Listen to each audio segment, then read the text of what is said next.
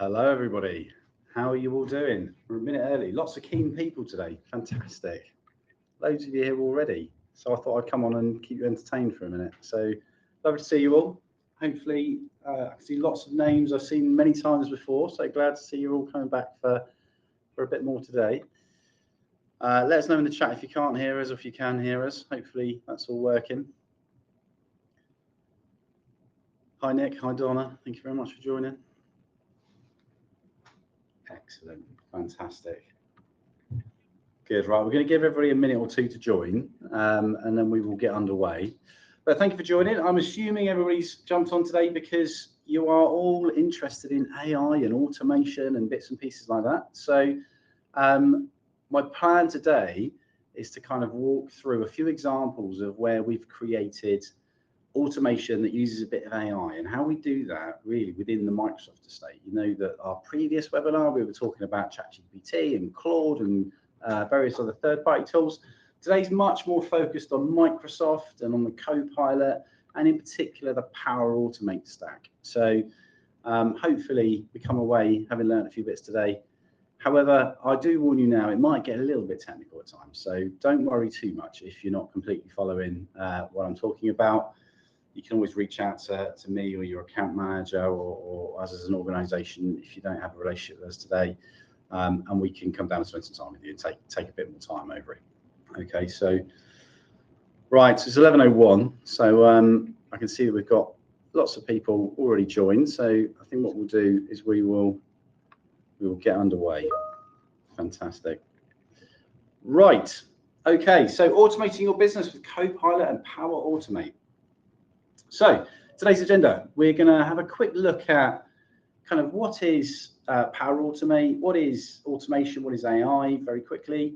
And then today, as all these webinars always are, it's all about me showing you things. Okay, so I don't like to do lots of PowerPoint slides and boring stuff. There's a few in there, I'm afraid, but generally it's kind of live demos. I say live, pre-recorded demos. I'm not quite that brave enough yet, but we may maybe in the future. But we've got some videos and bits and pieces that I'll talk through around covering things such as triaging emails. So inbound emails that come into the organization, how do we read them using AI and then route them to the right people? So that's a live example of how to achieve something like that. Streamlining the approval process, that's all about how do we, today you might have members of staff that send an email or send their expenses, let's say, to their manager, and then their manager replies via email, says, yeah, that's approved, no worries at all. How can we sort of make that streamlined or smoother and maybe recorded and audited and all the other bits and pieces that we want to get out of the back of that? We've got auto-assigning meeting actions. Hopefully many of you have played around with Teams or you have third-party tools that you plug into your meetings that are transcribing those meetings now, and they're taking notes and they're giving you agendas, and more importantly, they're giving you actions at the end of it. Well, that's demo is all about how do we take those actions and automatically assign them to people so they actually appear in a calendar and they appear in a tasks list for that person to complete. Streamlining staff onboarding, how do we go through a flow where people, maybe we've got an induction and a HR conversation to have, we've got a health and safety conversation to have. What does that staff onboarding journey look like? And you can extrapolate that beyond my Mises demo today, but maybe you want to go and sort out new PCs and desks and door access badges and things like that that you may need to do as well. All right, maybe they need to fill various forms in X, Y, Z. And then the last one is I want to show you lots of technical stuff or a certain amount of technical stuff, which looks really complicated. But how do we do that really, really easy at the end by me just asking Power Automate to build the thing that's in my head? Okay, so a bit like that vibe coding stuff that we talked about last month. That's somewhere along those same lines. Okay, right. So let's get started. So firstly, what is a flow, and more importantly, what is an AI flow? So a flow is also known as if this then that. There was a very famous piece of software a number of years ago called if this then that. And what that means is if something happens, then go and do something else. All right, that is the crux of all workflow and all automation. If this thing over here happens, I want you to go and do this thing over here. And we string those together, lots of them. So if this happens, I want you to do that. And when that happens, I want you to do that. And when that happens, I want you to do that. Right? That's a workflow. And we can, to some degree, if we can write that down on a piece of paper, then we should be able to automate that, assuming it's IT related or it's got a computer involved in it to some degree, right? So if we look at that bit at the bottom, we take that journey a little bit further when we bring AI into it. If we can write it down on a piece of paper, and there's no decision that needs to be made, there's no logic required, then, or there's no human being required. In other words, something comes in and it's always, if it comes into this email address, we send it here. If it comes into this email address, we send it here. That doesn't need AI because you know where it's coming from. If it's an info at and a sales at mailbox, for example, your info at is potentially going to go to your marketing department, maybe. Your sales at is probably going to go to your new business team, all right? If you've got one generic email account, if info at wants to gather everything, which it naturally over time does, people just email info at, how do you start to split things up? You know, what will happen today is I imagine you have a human being sat there reading those emails going, oh, just have an email in, oh, that's for Bob, I'll send that to Bob. Oh, that's for Joe, I'll send that to Joe, X, Y, and Z, right? We can take that bit out because that isn't a particularly complicated requirement. That is something that we just need to understand. What are the rules? If the email's about invoicing, it goes to finance. If it's about sales, it goes to the sales team. So AI can do that to a degree. It can cut that piece of work out, which is great. And it frees that individual up to do more interesting work, things that push on business and develop the business in a new direction. So let's talk through this flow. We've got step one is a trigger. Everything we do starts with a trigger. And this will make more and more sense as we get into this a little bit later. That's when something happens. So an email coming in is a trigger. All right. Someone filling a form in is a trigger. Me sending an email is a trigger. Me creating a file inside my OneDrive or inside SharePoint, that could be a trigger. Me creating an item in a list somewhere could be a trigger. Anything you can think of that involves something happening within the estate is a trigger. And we can support pretty much everything within the Microsoft 365 environment out of the box. And there are also thousands of extensions and third-party applications that we'll cover in a minute that could also allow us to act as triggers. So when someone signs something in DocuSign, when someone creates a new Adobe PDF file, whatever, when someone puts a CRM record into your CRM system, that could be a trigger. And that could force something to start happening. The next step with AI is where we bring AI in, is where we say, well, actually, we want the AI to now take this really unstructured wording, maybe the body of an email that says all sorts of things. So let's say this example in front of us here, the email that came in said invoice attached for March work, PO 4471, it slipped past due. That's human language. That's natural language, as we call it. Computers don't like natural language. So what the AI builder does within Power Automate is it structures it. It turns it into things that are much more referenceable for further sort of hops along the journey. So we've got these fields. So it goes in as natural language and it comes out as structured data. And that's an important term to remember. So we have a field for type and it's decided that that's an invoice. It's got a field for PO and it's decided that's 4471. And it's got a field for sentiment and it's decided that's urgent. If we look at the text behind it, we know that it's referencing an invoice because it's talking about an invoice in the text. Brilliant. Thank you, AI. The PO is 4471. Great. Let's work that out from the text. Hopefully we can all get that. And the sentiment is urgent, probably because it says it slipped past due. So that's the AI taking a block of text and turning it into something structured that we can then use further down the road within our workflow. So the next step is a condition, maybe. Maybe we want two different things to happen based on what comes out of the AI builder. So in this scenario, we're saying if the type is an invoice, then we want you to do one thing. If it's not, we want you to do something else. So that's a condition. So hopefully this is starting to make sense. We've got this natural text coming in. The AI has turned it into structured text, and it's really importantly created as that field called type. It's decided that this type of message is about an invoice. We've then got a condition or a check that comes after it that says, this is a type invoice, then go and do it yourself. So it might go to the green thing where effectively it logs it, notifies the owner, files the document, and it can do it in a few seconds, right? And it can do it 24 hours a day, importantly. Or if it isn't a type invoice, it will do the other thing, which means that a human needs to check it. So it might just go and sit in someone's inbox, whatever that looks like. So everything I'm going to show you going onwards is wrapped around this concept of a trigger, a bunch of things happening, and then some sort of output at the end of it. Okay, so hopefully that makes sense. Right, so what is Power Automate? So you can get Power Automate two ways. One, you can go to make.powerautomate.com up the top there, or you can click on that little waffle icon, and you can click on this Power Automate icon within your 365 environment. Right, so this is logged into Microsoft 365. We're also going to be talking about Planner and SharePoint today. We're going to cover those bits off. They've got little cameo appearances throughout. So that's how you get a Power Automate. Now, what is Power Automate? It's a workflow creator. It allows us to build those things that we just spoke about. And we can start a flow by doing a number of different things. We can have an automated flow, an instant flow, a scheduled flow, describe design it, desktop or process mining. Automated flows happen when something happens. Is that if this, then that thing, right? When someone sends an email in, when I receive an email, when I send an email, that's an automated flow. An instant flow is when I click a button, and a scheduled flow happens at maybe 2 a.m. every day, to give you some idea. We've also got lots of templates within Power Automate. So lots of different things like follow up on a message, forward an email to a different Teams channel, get notified when someone fills a form out, all sorts of things that you can go and explore. And then really importantly, there are thousands and thousands of third-party add-ons and plugins that work with Power Automate. And these will all make sense as we get through this, so bear with me.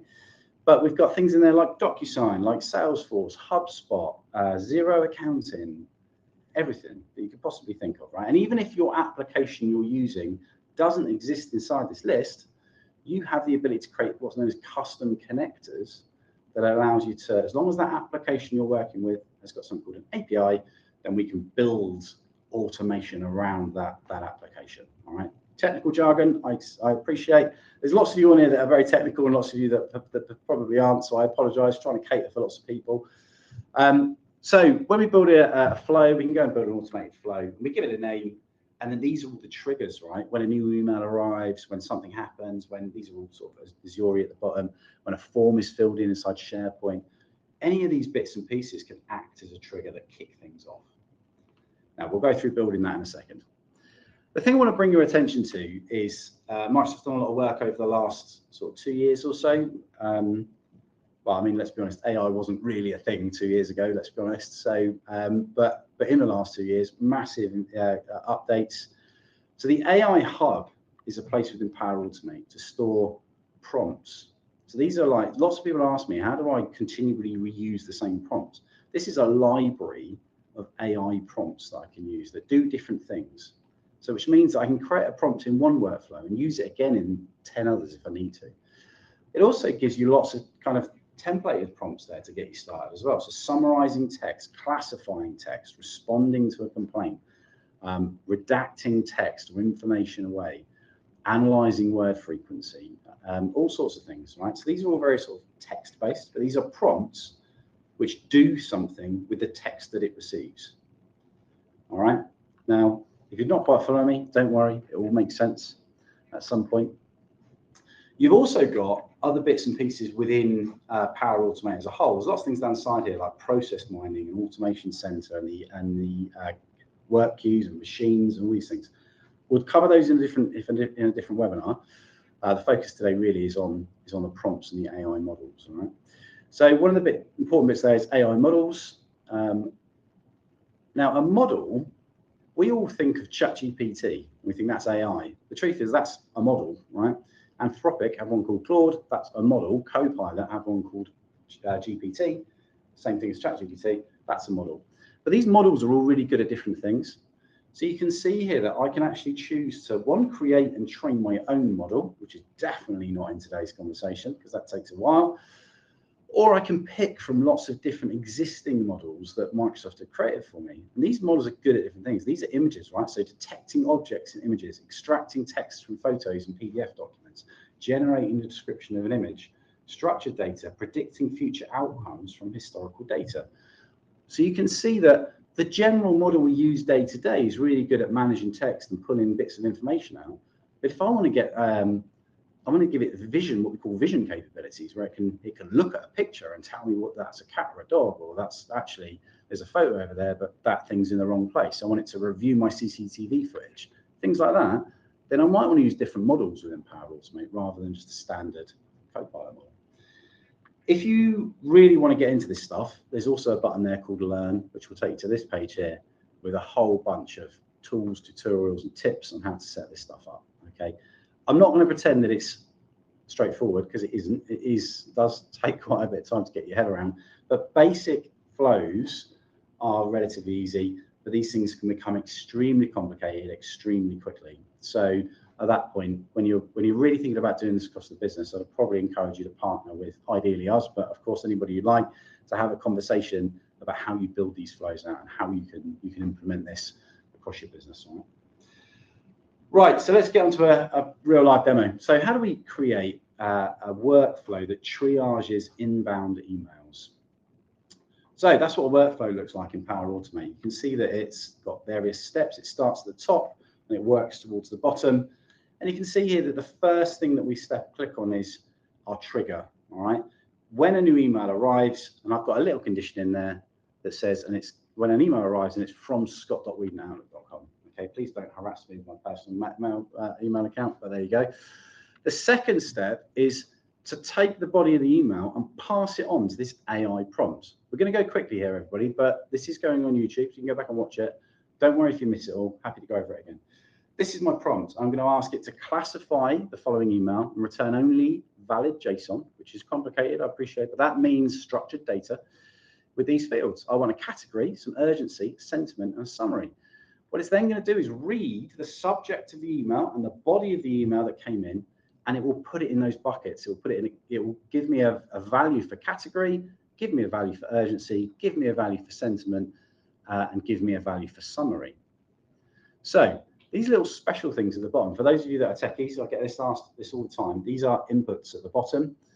It allows me to decide, when I actually run this for real, what are the values that are going to end up in there. So I'm going to stitch these things to the email later on.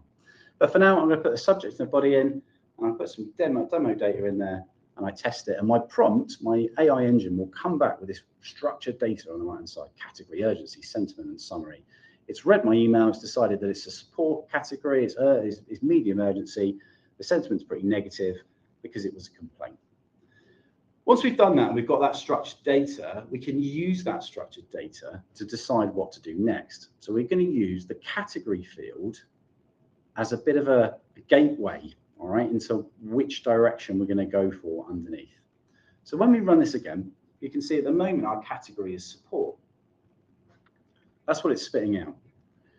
In our prompt builder, we can play around with this and we can tweak it. So we can click these little values, and I can change this sample data from a complaint to say maybe a new laptop. And in the body of that email, so imagine this is like a pretend email coming in. The subject says new laptop of the email, the body of the laptop, so the email body says, I'm looking to buy a new laptop.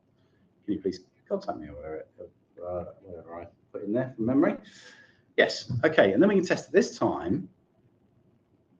And this time the category is sales. It's no longer support, because the AI agent has read it, determined that the person is looking for a new laptop. That makes more sense to be in the sales camp than in the support camp. Hopefully that makes sense. So if we look at these areas underneath, you can see that that switch looks at that category field and determines what the next step in the workflow needs to be. So category, if it's urgent, then it does all the first things. If it's sales, it does the second thing. If it's support, it does the third thing. So immediately you can see now how an email can land in a mailbox. The AI can read it. The AI can decide which set of channels to go and send this down, and it will post off in the right direction. So if it's an urgent email or anything that's really urgent, we might decide to post it to Teams, which is what this thing we're looking at the moment is called. That little lightning bolt allows me to pick up values and bits of information from earlier steps in the chain. So you can see that at the bottom, we've got the when a new email arrives step, and that serves up me the from, to, subject, body, importance, whether it's got attachment, all the sort of intricate attributes of that original email. And I can choose to include them or make decisions about their values or how to act later on down the chain. So if you imagine I wanted to send an email back later on, back to the original person sent the email in, I might reuse the from field from the very first setting. Appreciate this is getting a little bit technical, but we'll see how we go on. So we now have a workflow that runs through it. Our aim here is that when I send a message in, let's see what happens. Okay, so let's send an email in. So I'm sending an email. I'm sending to my mailbox in this scenario, but that could of course be the info at, and I'm saying I'm looking to buy a new laptop. Could you give me a call to discuss, please? Let's see what the flow does. So the flow will load for a few seconds. You can see lots of green ticks. All right, and you can see this live as the email comes in. So the first bit's kind of passed successfully. All right, and I can go and have a look, and it will say, well, what was the email? Who was it from? That's where it came from. The next step is the actual AI response. And again, don't worry if this is all looking a bit techie. At the very bottom, the important bit is that the outcome down the bottom there, you can see that it's decided it's a sales category, it's medium urgency, it's neutral sentiment, and the customer is interested in buying a laptop. And then the switch has decided that it's in sales, so it moves it over to that step there, which is to go and create a sales lead in our CRM platform, let's say. Perhaps that's inside Salesforce or HubSpot. In my example, we're using SharePoint as a bit of a demo, but of course this could be Salesforce, this could be anything you like. And that's just created a new record inside my CRM now, right? So there's my new record. It's a new laptop. I open it up. I've got the sender, I've got the category, I've got the urgency potentially, the summary, and the fact that it's a new status. Okay, so brilliant. So that's how we're going to deal with sales. Let's do another one. Perhaps this is a support issue, much more up my street. So all of our computers cannot go on the internet. Please can you contact me immediately? All of our computers can't get online and the whole business is unable to work. Okay, brilliant. So we'll send that one off. Let's see what this one does this time. You can see that it's going to spin through that. After a few seconds, it's going to tickle the bits. And as you can see, this time the switch has decided that it's actually support, and it's going to go and create a support ticket. Now, of course, in my demo, it's going to go in the same place. In the real world, that might then go straight off to your IT support department. All right. So the first one might have gone to your CRM. The second one might decide to go and post it off to your ticketing platform, your IT team, forward it to your external MSP, whatever that looks like. And after a few seconds, you can see here now we've got another one, and it says it's a support category and it's got high urgency, etc., etc. All right. So hopefully, whilst I appreciate it's complicated, for those of you that are technical, hopefully you might be able to go and have a bit of play with that. For those of you that are not so technical, hopefully you understand what that's trying to do, and that it's very, very achievable. Right. Let's have a look at the approval process. So today we have, if we jump back for a second, today we have a number of bits and pieces where managers, maybe I've got to put my expenses claim in, I have to email my manager and say, hey, am I allowed to spend X amount of money? They send me an email back saying, yeah, go ahead, or no, rejected. But that isn't really documented, right? It just sits inside our email chain somewhere.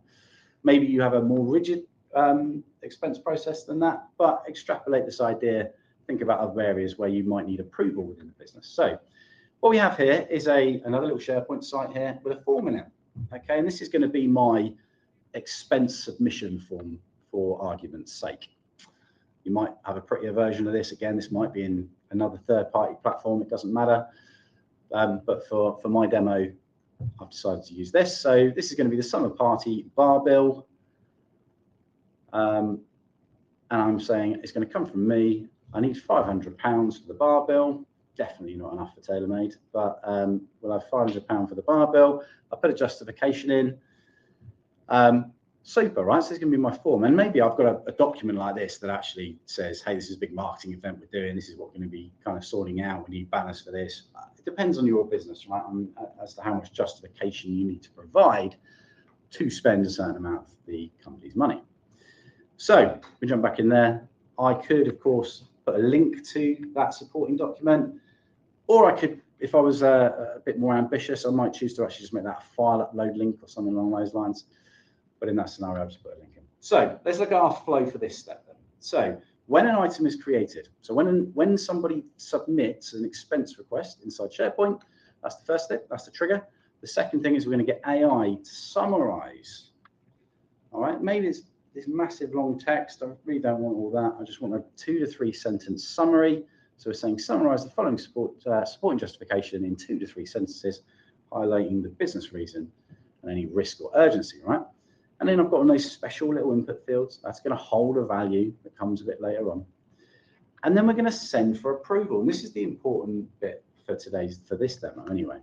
Approval is a way of moving information around and tracking data. It exists in 365. We're just automating it in this step. You can see the first drop down I've got is approval type, and I've got two choices. I can get the first person to approve it, or I can send it to lots of people, and everybody's got to approve it. It will make more sense in a moment. The title of my approval is expense approval with a title, and then maybe I want to put the amount on the side of it. Okay, so I'm going to choose when an item's created. This is getting some information, dynamic information from the step above it, from that form that I filled in. You'll remember I typed £500 in that amount field. So here I'm using that form, I'm grabbing the amount field and I'm putting that in. When that runs, it's going to go expense approval, fill in the title dynamically, and then fill in the amount dynamically based on whatever somebody put in the form. We're then going to throw in the text from our AI summary, and we're going to put a link to the item. Okay, so this all looks complicated, I get it, but actually once you start getting to play with it, it does make a bit of sense. It's not too hard. And then we have a condition, and this is the step 3, if you remember from our flow earlier. And this says if it's approved, so if the outcome of the approval is it's approved, go and do the green true thing. If it gets rejected, go and do the red false thing. Right, so we'll demonstrate this in a second. And if it goes true and that IE gets approved, then we're going to do a few things. We're going to update the record in our CRM or in our system, or in my case, SharePoint. And we're going to say, yeah, that's been approved. And then I'm going to send an email back to the original person saying your expense request has been approved. Okay, so the requester email is a dynamic value all the way from that original form right at the top of the flow. And you can see how you layer these dynamic values up to get really, really powerful responses. So let's go back to our form, let's submit it. Okay, go save, no problem at all. And off it goes, right? So you can see the status there at the moment is blank. There's nothing going on, okay? And what we will do now is jump out of our flow, and we will go and have a look over here. Now, this is the sort of top level page for my flow, and just something I wanted to point out really quickly is at the bottom there's something called a 28-day run history. Every time your flow runs for anything, it puts a new entry in there, and you can click on any one of those historic entries and see what happens, right? Which path it took, how it went through the flow, what values got put in, what triggered it, what it spat out the other end. So it's very auditable, all of this. And that layer kind of feeds into something called process mining, which we'll cover another day, where you can actually track the speed and where problems are occurring and things happening, right? So bear in mind of that bit at the bottom. If you ever have any problems, go and have a look at your 28-day run history, click on the name of the start time, it will show you what did or didn't happen inside your workflow. This is Teams, right? If you don't know this already, there's something inside Teams called approvals. Okay, so I'm happy to cover that again another day if you want, but I've got an approval there at the top because the approval was sent to me. It's given me my AI summary saying the expense relates to the company's annual summer party, which supports employee engagement and morale, key principles of blah, blah, blah, blah, blah. Here's a link to the supporting or to the request. Fantastic. There's my original request. This is giving me a link straight to it. I can open up that link and I get the supporting document behind it. Fantastic. And then if I'm happy as a manager or a reviewer, I can go back into my approval section and accept or decline it. Now, one thing eagle-eyed people might have noticed is that the bill was actually 680 quid. The request was for £500. So in this scenario, I'm going to go, please correct the amount, and I'm going to reject it. And off it goes. Now, in the interest of time, I'm going to move on from there, but basically we're going to get an email back, the flow. You can see in the bottom right corner, I get a little Teams pop up. And of course, that happens across the board with approvals. If somebody submitted one, I would get a pop-up saying, hey, there's no approval in Teams for you to go and accept. But it's now been rejected inside our expenses platform. And this could be your finance package. It could be this third-party app that you work with, whatever that looks like. And that user will then get an email sent back to them saying, it's been rejected for this reason, and you need to go back in and update it. Right, also assigning meeting actions, one that everybody likes. So this is Planner. If you haven't used Planner before, this is like a tiny mini version of Microsoft Project. It allows me to create something called a Kanban board, which is lots of buckets. And inside these buckets, we've got a to-do bucket, a done bucket, and a review bucket in this scenario. And I can go and create cards or tasks or bits of work and jobs for people to do, and we can manage that as a team. So this is a planner. It's called Teams Tasks. I'm going to create a little action in there for myself. I need to complete the webinar by a set date, and I'm going to assign it to myself. I add that task in, And what I'll end up with is a little card which tracks, right? That now exists inside my own personal calendar. I've got a due date of X amount of time. And then I can move that card between these buckets. So I can say that's done now, or that's been under review. Very, very simple step. Again, if you're interested in Planner and want to learn more about that, we have done a webinar on it about a year ago. Happy to revisit it if you want to go back over it again. Okay, so just remember that planner's there, because what we're now going to do is go and create some, take a meeting notes, paste it into an AI automation flow, and have it automatically create all of these cards for us for various people, so we can track people's progress off the back of the meeting. So what does that flow look like? So here, in the interest of time, we're going to manually trigger it, because we haven't got time to get on a Teams meeting, record something, let it kind of crunch and transcribe it, and then have it in. So take my word for it, you can trigger this off the back of the meeting. But here, I'm going to go manually trigger a flow, and I'm going to create a special value for text. It's going to allow me to paste some text in, and it's going to allow me, when I run this, it's going to ask me for this text. So I'm going to give it a name. I'm going to call it recap text. It's going to be the transcript of a Teams meeting. That's what we're going to put in. So we're then going to send it through AI. So here we're going to say extract the action items from the following meeting recap, return only valid JSON. That's that structure thing again, as an array of objects, each with task and short description and a due date, etc., etc., etc. Right? I'm going to put a special little input value in there called recap text. That means that when this runs, it's going to take the information that I pasted in from the meeting request and just shove it into this prompt so that we get all the context. Okay, so let's test it. Now there is no text, so it's saying there's no action items. That's actually correct. That's what I wanted to see. So, okay, great. Save that for the moment, and then we are going to tie these things together. I appreciate this might be getting a little bit technical again, so I do apologize. But for those of you on the call that are interested in this, this is how it works. We know that we can use a dynamic value. So we've got this recap text thing. That's what's going to be put into the prompt. So use a dynamic value. I go back to the manually trigger a flow step above it. I click on see more, and I should now have this recap text input box, which is what we created above it. Right? So what's going to happen now is I'm going to run the flow. It's going to ask me to put some information in. I'm going to paste some information in. It's going to capture that and then send it to the AI agent in the bottom of that prompt. That's what all of that stuff is doing. Okay. Right. Once it's done that, it's then going to, you've got a little loop thing at the bottom called apply to each, and it's going to create a task for everything that it finds. Okay. Next step. So let's go in and just get a better understanding of what this is going to do. In this recap text, this sample data allows me to paste in an example of what it might receive. So I've gone and taken the transcription from a meeting between myself and Mark, and I'm going to test it, right? So I've just basically pasted in my Teams transcription, and you can see that it's created a bunch of action items off the back of a meeting. It said, hey, you need to do this, we need to do this, we need to do this, we need to do this. These are all made up, by the way. But you can see that it's worked out the task, who needs to do it, and when it's due by, just off the back of our conversation in the Teams meeting. So let's test it for real. So let's go run it manually. There's that box that we asked it to kind of throw up at the beginning. Of course, this is my demo. I'm pasting this in. You wouldn't have to paste this in real. You would just have your Teams meeting automatically call this flow at the end and send all of its notes across.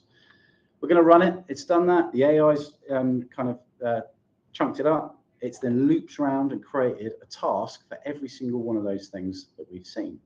So let's go back to our planner, which is where it's creating those tasks. We might need to give it a little refresh. Let's see what happens. And it's now created 4 tasks.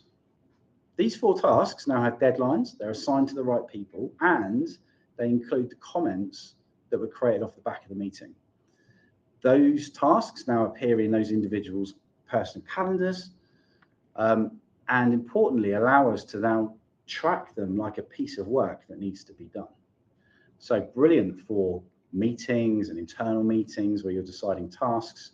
Once you've done it, you can tick the box. It becomes a completed task. You can attach documents and files and other bits and pieces. It's basically a shared calendar, shared view of creating tasks. So hopefully that was quite useful. Right, next one, Streamline staff onboarding. How much time have we got? Yeah, we've got a bit of time, haven't we? Good. So I'm going to introduce you to something called Microsoft Lists. Okay, so this is a bit like that SharePoint environment.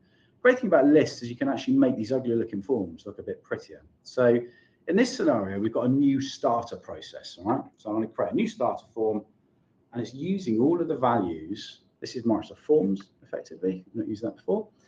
It's going to use all the fields and values that are in this list behind the scenes.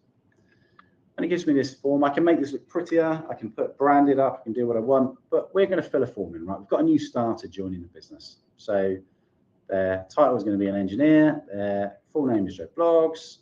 Their email address is XYZ. So we just go through filling that form in. Joe, when I record these videos, I always think it's quicker in my mind. And then I stand there and I'm waiting for stuff to happen. So, but anyway, choose a department, choose a manager. When are they starting? Brilliant. And then do they need a workstation? Right? Need a PC. Perfect. Happy days. And then they're a new starter. Great. I'm going to submit it. Fantastic. Okay, so we go back to our list now. If I refresh that, this is like the operator's view now. So everyone got a nice, pretty looking form at the front, but actually at the back end, we've now got a list of stuff. And these lists, you can see those columns of all the names, all the things on the form. So workstation setup, start date, manager, department, etc., etc. It's a bit like a much richer spreadsheet, these lists. So we've got this background list. We now need a workflow. We need to do some things when a new starter starts. Right? So when an item is created, so effectively, when we add a form, that's what that whole bit there is saying. Okay, you'll notice in the bottom right corner, we have a little approvals thing. We'll get to that in a minute. So when a new item is created in our list, so someone's put a new starter request in, that's what that means. We're then going to go and do some HR tasks. We're going to create some tasks for HR, for managers, for planners, etc., etc. And then we're going to make a decision at the bottom of it. Now, if we go off to approvals inside Teams again, you're going to see that I've got a new approval at the top with a bit of luck. Workstation setup request for Joe Blogs. And our condition in our flow was, does the person need a new workstation? If they do, it needs to get approved.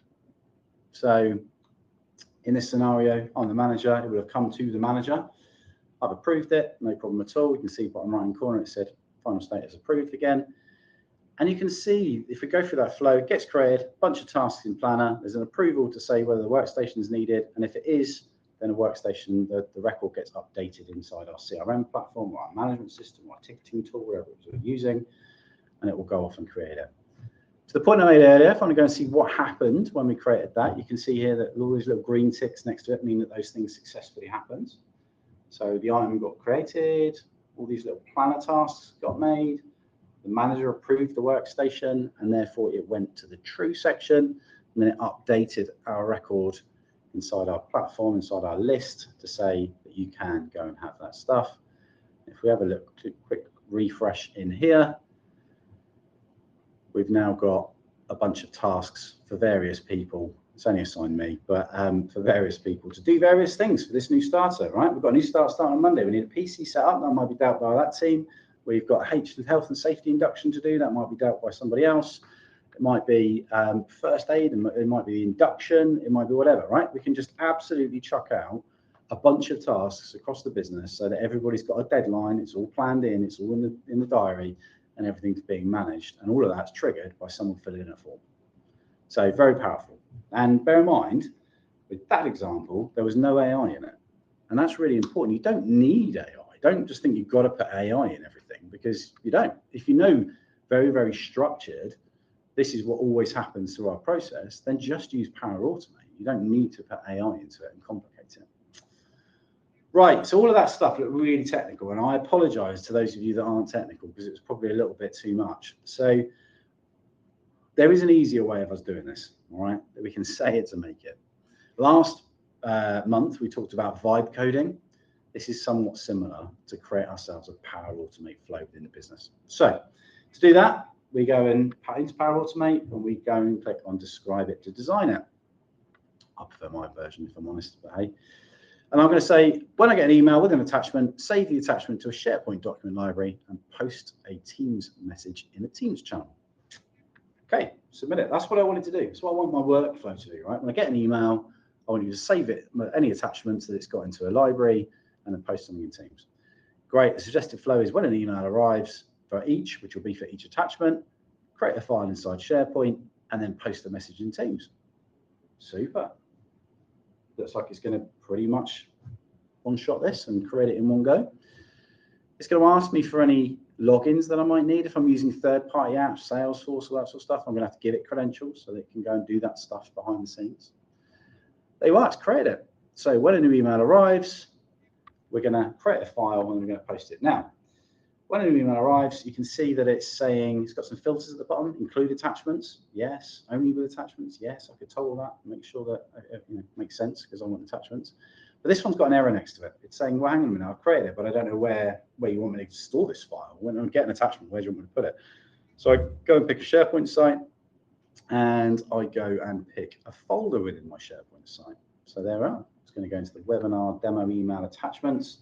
It's going to give it a file name, and it's going to give it the contents of the file. So basically the attachment. Right? So now it's not moaning anymore, it's happy. The last piece is to say I've asked it to post a message in a Teams chat. So I'm going to go and pick the team that I want it to post it in. I'm going to pick the channel within that team that I want to post that in. Again, don't worry too much if you're not sure what I'm talking about here, but consider this as now we're going to do something. That could be send an email, it could be anything off the back of it. Okay. Wonderful. Right, it's saved. So all ready to rock and roll. And once it runs, rather than me showing you, you'll see that when an email then comes in, this top little screenshot is the Teams channel. So demo alert, so you can see there at the top, it's created a post inside there that says an email with an attachment has been received and saved to SharePoint. I'll get a notification in Teams, pop up, it'll look like an alert. I'll get a number next to, a bubble number showing me some activities happened.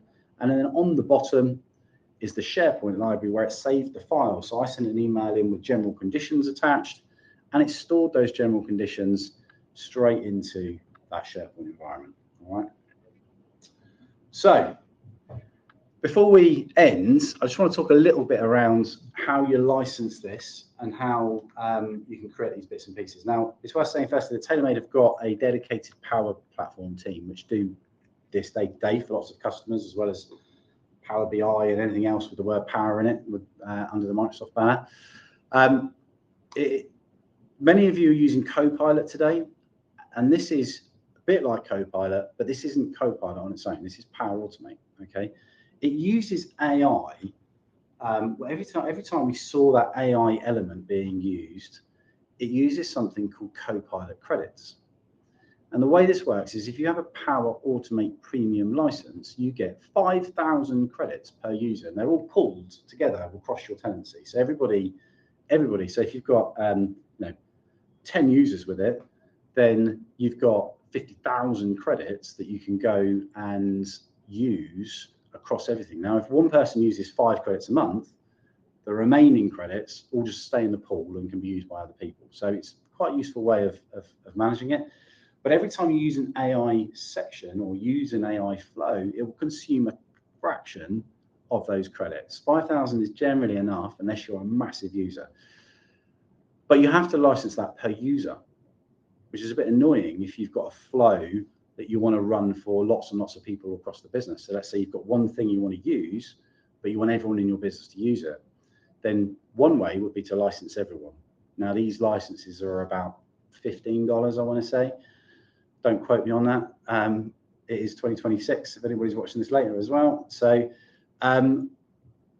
another way of doing it is to not license all the users. If you know there's one process in your business that you really want to streamline, it's just to license that particular flow.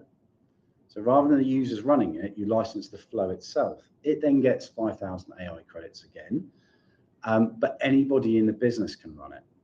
But it can only do that one particular workflow that you've created. So your choices there are to create lots of smaller workflows. If you're going down the user rate where individuals will create their own flows, there's no limit to the number of flows you can create. You can create as many as you like. Or you create one massive flow, which costs you a license every month that does all sorts of things, but is a lot harder to manage and a lot harder to debug if it goes wrong and all these bits and pieces. So there are some options that you have around that, but having a Copilot license allows you to use all of the AI technology within the Microsoft 365 world. It also unlocks some of the AI technology that you can use within Power Automate, but actually you also need to have that Power Automate premium license to do a lot of the things that I've just shown you there. Okay. Right, so where can you learn some more? We've got making a habit of being a bit early at the moment, aren't I? So 11:44. So where can you learn a bit more? Of course, as always, Microsoft training site. You saw earlier in one of the demos that you can go to into Power Automate and click on the Learn section. There's a whole bunch of information in there about what you can do with Power Automate and how to use it, how to build. My biggest recommendation is probably go and have a play with it, start to explore what you can do. You can create your own personal flows.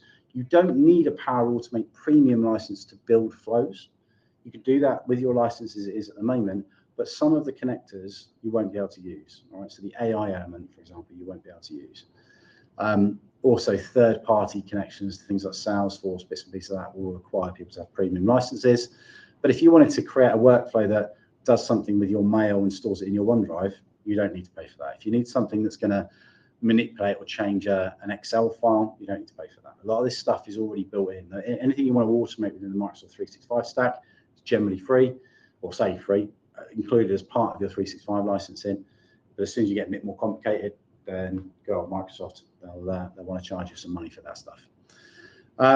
As always, webinars, blogs, etc. We have covered Power Automate a few times now over the series, so please feel free to go back.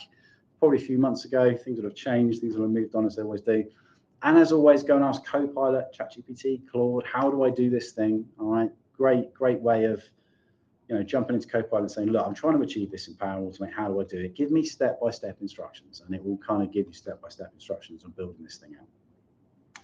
So hopefully that was useful. If there are any questions, we had loads of questions last month, and I imagine everyone's just gone to sleep listening to me talking about all this techie stuff. So if there are any questions, then please feel free to fire away.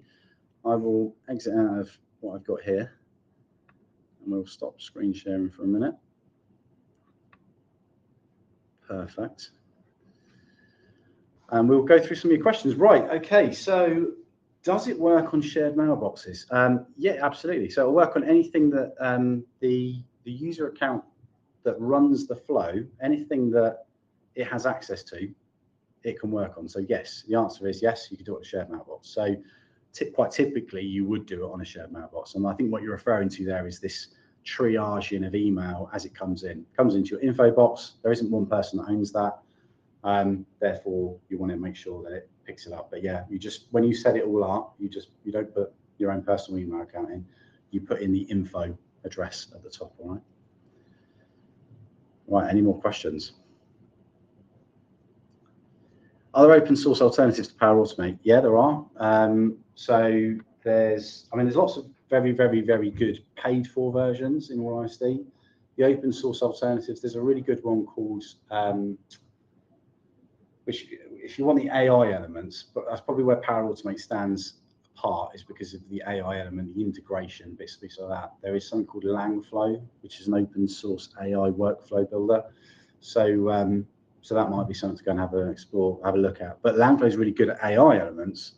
But then when you start trying to integrate it into your day-to-day productivity, so your Microsoft 365, your Outlook, your Word, all that sort of stuff, like Power Automate can put a row inside a table, inside a spreadsheet, for example. Lots of other platforms can't be that granular. You will find some of the bigger LLMs, so the ChatGPTs and the Claudes, they're starting to integrate now. By the way, you can also change, if you're concerned about using the Copilot model, you can change that model to Anthropic's Claude, and you can also change it to XAI, which is Elon Musk's AI business, which has a model called Grok, if you've heard of that. So you can actually change the model underneath this as well. You're not tied to Copilot necessarily. Okay, is the 365 Premium different to Power Automate Premium? As in, do you gain access to Power Automate with 365 Premium and then even more features with Power Automate Premium? So yeah, the latter. I'm afraid it's not. So everybody gets Power Automate Basic as part of their 365 anything license, so Basic, Premium, whatever you've got. To get the best way to do it is to go and log into Power Automate, and you'll see a whole bunch of things you can and can't do. Wherever it says Premium, there's a little badge at the bottom that will say Premium under some of these connectors and some of these things that you want to do. If it says Premium, that's where you need that Premium license. So to do it properly, you probably need the Premium license, and that is an additional license, sadly. But you will also be able to do a lot of stuff without that premium license as well. So if some of the info on the emails are confidential, how can I best remain GDPR compliant? Great question, Nick. Fantastic. So, right, if you were to change that model to Claude or to XAI or anything like that, then you can't guarantee that that information is secure because it's going to be processed out of the UK. We covered that in the last webinar. So if you're using the Copilot GPT models, which is what it does out of the box, then all of that AI interrogation is happening inside your 365 tenancy. So it is therefore GDPR compliant as long as your platform is in the UK, as long as your tenancy is in the UK. So yeah, it's all encrypted, it's all stored within 365. All the AI inferencing happens within your tenancy. So you are secure as long as you use Copilot. If you use a different model, not so much. James said, can you block a specific AI model? Claude has been blacklisted by a customer. So yeah, absolutely. So within 365, within the admin section, you can actually disable. So we have it disabled here at TaylorMade, obviously. So you can disable those models so that nobody can pick them. They are disabled by default. An admin has to physically turn them on within the 365 environment. In terms of people just using Claude outside of 365, going to Claude.ai, yes, you can block it. You would need to use your web filtering technology or web filtering software to block that site so that your users can't get to it. There's a number of different ways of achieving that. There's also technologies called shadow AI nowadays, which basically run on your computer and pick up and audit anything that's being put into AI. So all the prompts, all the information, the stuff that's coming back, and then can obviously flag that as risk if required. All right. So yeah, you can, in terms of the 365 element, you can block Claude as the engine underneath it. By default, it's always Copilot. That's open. That's ChatGPT basically. You can switch that out for Claude, but I wouldn't recommend you do that at the moment if you are dealing with sensitive information. Right. Any more questions? Give everyone a minute. 10 minutes early today. Very happy. Although I'm not sweating quite as much as I was last month. So the aircon's working today, so I'm happier. Right. Any more questions? If not, I will let you all go and crack on with your days. All right. So thank you very much for joining me yet again. I appreciate today was a bit more technical than normal. I'll try to dumb it down and make it a bit simpler next time. But it's very difficult to explain without being a bit technical. So hopefully that's useful. Enjoy the rest of your day, and I'll see you all soon. Thanks a lot. Bye-bye.